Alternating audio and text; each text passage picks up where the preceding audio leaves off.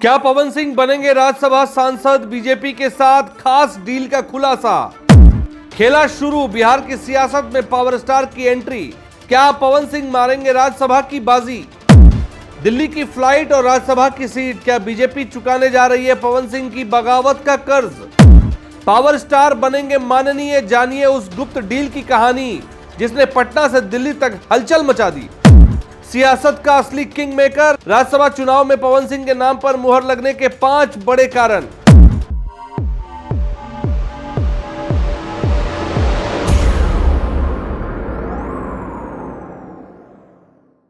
बड़े बेआबरू होकर तेरे कूचे से हम निकले, मगर जब लौटे तो पूरा काफिला संग निकले। राजनीति में कोई दुश्मन परमानेंट नहीं होता साहब, बस वक्त का फेर है। कल जो बागी थे आज वही खास निकले। और आज हम बात करेंगे पवन सिंह की। पवन सिंह जिसे भाजपा राज्यसभा भेजने की तैयारी कर रही है। और पवन सिंह का ये मामला कोई नया नहीं है। भारतीय राजनीति में ऐसे कई उदाहरण हैं जहां निर्दलीय लड़कर पार्टी को चोट पहुंचाने वालों को बाद में सम्मान के साथ वापस लाया गया। बात करें कुलदीप बिश्नोई, हरियाणा के से आते हैं, कांग्रेस से बगावत की, अपनी पार्टी बनाई, फिर बीजेपी में आए और आज उनके बेटे राजनीति में स्थापित हैं। बिहार की बात करें तो उपेंद्र कुशवाहा का एग्जाम्पल है।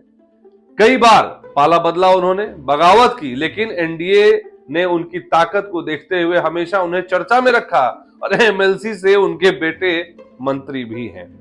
ओम प्रकाश राजभर यूपी की बात करें, कभी बीजेपी को कोसते थे, आज कैबिनेट में बैठे हैं।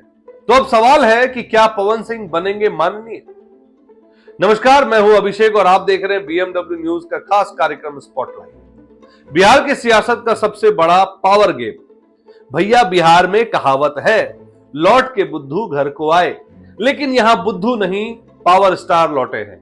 और लौटे भी ऐसे कि सीधे दिल्ली की फ्लाइट पकड़ने की तैयारी में है।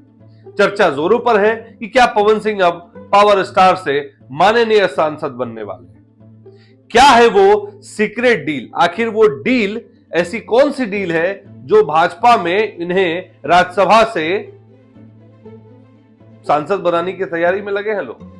तो याद करिए 2024 का वो काराकाट चुनाव।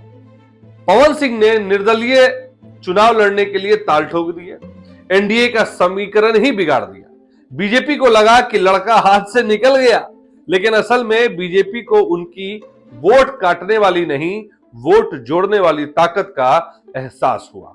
2025 विधानसभा चुनाव से ठीक पहले जब उनकी घर वापसी हुई तो मनोज तिवारी ने कैमरे के सामने डंके की चोट पर कहा, पवन के लिए पार्टी बहुत कुछ बड़ा करेगी। अब वो बड़ा क्या है? राज्यसभा की खाली होती 5 सीटें। और अब इसका गणित भी समझिए। बिहार की 5 सीटों में से 2 बीजेपी के पाले में गिर रही हैं।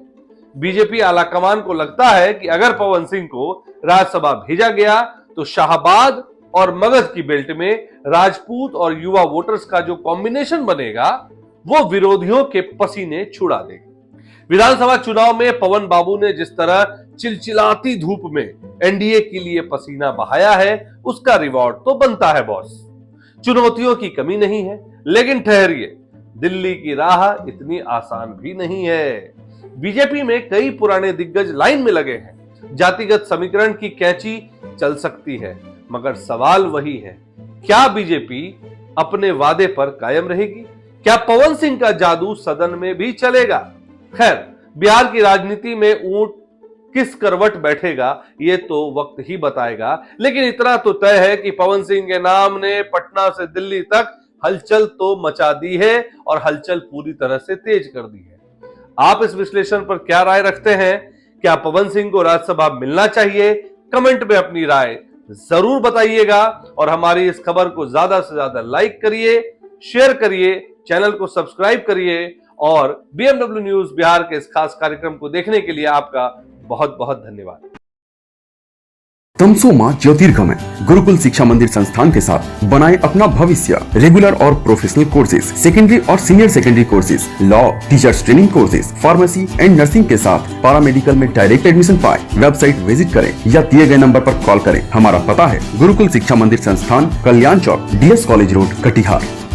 हमारा वीडियो अगर आपको अच्छा लगा हो तो आप हमारे वीडियो को लाइक करें, शेयर करें और हमारे चैनल को सब्सक्राइब जरूर करें।